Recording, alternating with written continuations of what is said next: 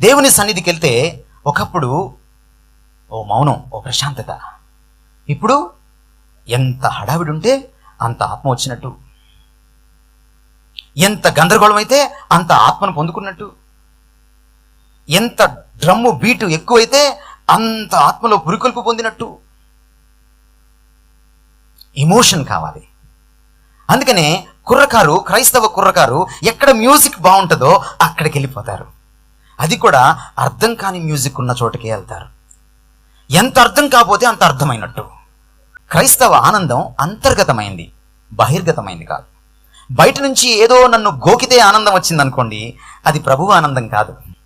Music మీద ఆధారపడో, ఇంకా దేని మీద ఆధారపడో, అరుపులు కేకల మీద ఆధారపడో నువ్వు ఆనందాన్ని, ఎమోషన్ని ఎంజాయ్ చేయాలనుకుంటే దేవుని సన్నిధిలో, నువ్వు బయటికి రాగానే అది పోతుంది. గాలి తీసేసిన